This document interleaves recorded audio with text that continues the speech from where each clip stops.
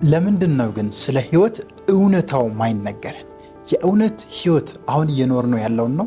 ሪል ላይፍ የሚባሉ አሁን እየወጣን አሁን እየወረድን አሁን እየሰራን አሁን እየተጋጋጥን ያለንበት ህይወት ነው ሪል ላይፍ ማለት።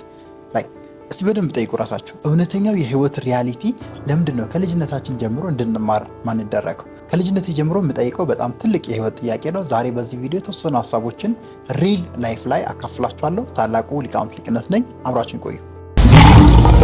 ሁላችንም ያደግንበት መንገድ አለ። በልጅነት የተማርናቸው አእምሯችን ውስጥ ፕሮግራም የተደረጉ እውቀቶች፣ ናውሌጆች፣ ስኪሎች አሉ። ህይወትን የምናይበት ፐርሰፕሽን፣ ሪያሊቲ ኢቭን አእምሯችን ላይ ሴት ተደርጓል። ግን ሪል ላይፍ ያ ነው ወይ?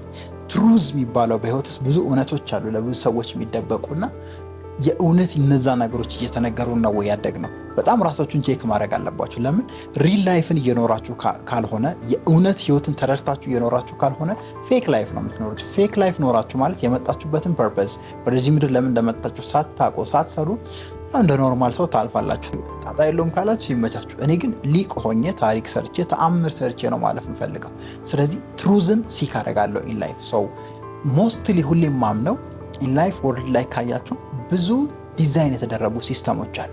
ስፔሻሊ ማስ የሚባለውን ብዙ የሚባለውን ፖፑሌሽን ኮንትሮል የሚያደርጉ በተወሰኑ ኤሊቶች፣ በተወሰኑ ምሁራን ይባላሉ፣ አንዳንዴ ሊቅ ይባላሉ፣ አንዳንዴ ሴክሬት ሶሳይቲ ይባላሉ።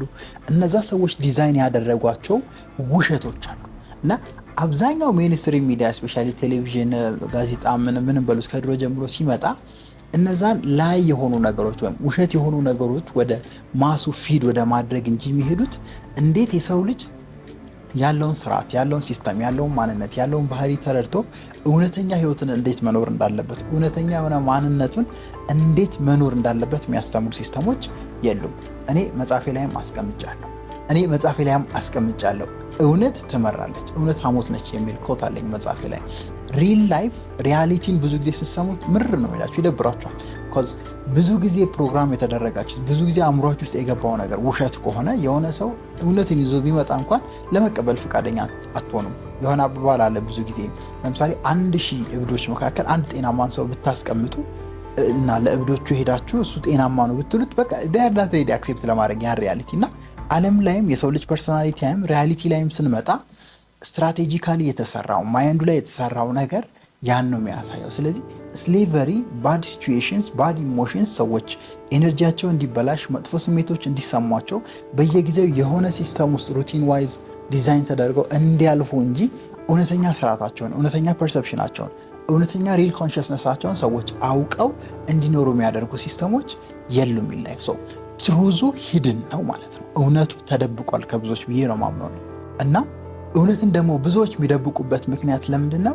እውነት አትመችም። ለምሳሌ በጓደኝነት መካከል ሁለት ጓደኛሞች ሆናችሁ እየኖራችሁ የሌላኛው ጓደኛችሁን መጥፎውን ወይም ክፍተት የምትሉትን ነገር ሪሊ ነቅሳችሁ ብትነግሩት እውነት ስለሆነ ያ ክፍተት እውነት ስለሆነ ያለበት ክፍተት ያን እውነት ለመረዳት ያን አክሴፕት ለማድረግ በጣም ይቸገራሉ ሰዎች። አንኮምፎርተብል ነው። እኔ አስታውሳለሁ ሃይስኩል ላይ እያለሁ የሆነ ጓደኛ ነበረኝና በጣም ብዙ ጊዜ ችየው ምን አይነት ክፍተት ነበረበት መሰላችሁ?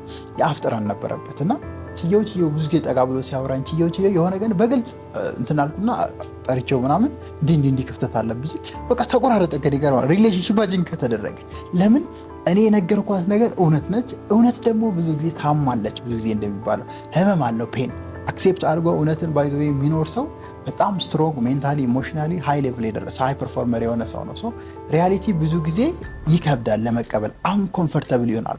ሶ ያን ስሜት በመረዳቱ ሰዎች እውነትን አንኮምፎርተብል የሆነውን ነገር ከመቀበል ይልቅ ኢሞሽናቸውን ጥሩ ስሜት የሚሰጣቸውን ነገር አሁን ላይ ደስ የሚያሰኛቸውን ኖሩም አልኖሩም ፊሊንጋቸውን ጥሩ የሚያደርግ ነገር እየተቀበሉ ወይም ላይ ምንላቸውን ውሸት ምንላቸውን ነገሮች እየተቀበሉ ሰዎች ለረጅም ዓመት ኖረዋል። ስለዚህ አሁን ራሳችሁን ኩዌስችን እንድታረጉ ነው ይሄን ቪዲዮ የምሰራው።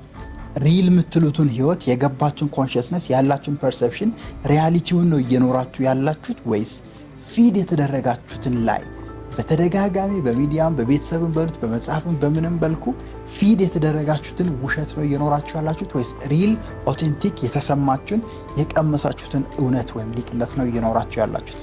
ያን ጥያቄ ነው እንድጠይቁ የምፈልገው ሁሌ።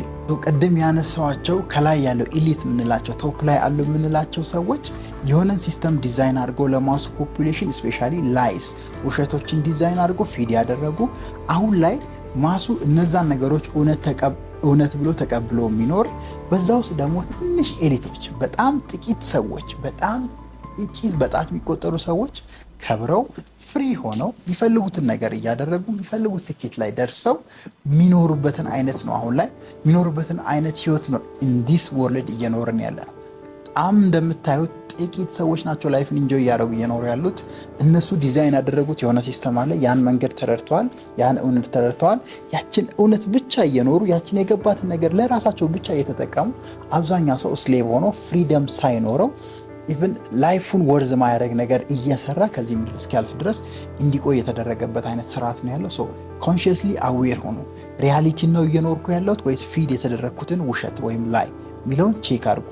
ስለዚህ ከዚህ ቪዲዮ እንድትወስዱልኝ የምፈልገው ቤዚካሊ እውነትን የገባችሁን ሪያሊቲ ያጠናችሁን የፈለሰፋችሁትንም ሊሆን ይችላል የደረሳችሁበትን ሪያሊቲ ክሬት አድርጋችሁ እውነተኛ ላይፋችሁን ኖራችሁ እለፉ የሚል ነው። አብዛኛውን ጊዜ ፊድ የተደረግነው ሚዲያ የነገረን ስለ ትምህርት፣ ስለ ኑሮ፣ ስለ ገንዘብ፣ ስለ ውጣ ውረድ፣ ስለ ቻሌንጅ ፎር ኤቭሪቲንግ የሆነ ፕሮግራሚንግ አለ አእምሯችሁ ውስጥ፣ ስለ ሪሌሽንሺፕ፣ ስለ ጓደኝነት፣ ስለ ብዙ ነገሮች አእምሯችሁ ውስጥ የሆነ ፕሮግራም ሴት የተደረገ ነገር አለ። ያ ነገር ሪል ነው ወይ የሚለውን ራሳችሁን በጥልቀት ጠይቃችሁ ቴስት አድርጋችሁ ኦቴንቲክ ሊቅነታችሁን ኦቴንቲክ ፐርሰናሊቲያችሁን ኑሩ። ከዚህ በፊትም አካፍያቸዋለሁ። ዓለም ላይ ካሉ ነገሮች ውስጥ እስከዛሬ ፊድ ከተደረግናቸው ከተነገረን ከተማርናቸው ነገሮች ሞስት ኦፍ ዘም አር ላይ። ያን የምታውቁት ደግሞ እውነትን ስትጋፈጡ።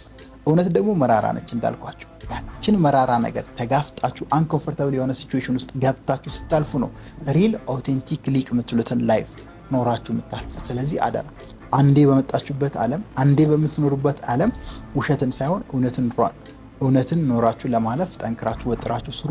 በተለይ ሜንታሊ ማይንዳችሁ ላይ ኢንቨስት አድርጉ። አንብቡ፣ ጠይቁ፣ ተመራመሩ። ዝም ብላችሁ ነገሮችን አትመኑ። ቢሊፋችሁን ቼክ አድርጉ። ለምንድን ነው ይህን ነገር ማምነው ብላችሁ ጠይቁ። ዋትኤቨር ኢት ኢዝ ምንም ይሁን ምን አሁን ላይ ያላችሁን እምነት ጠይቁ።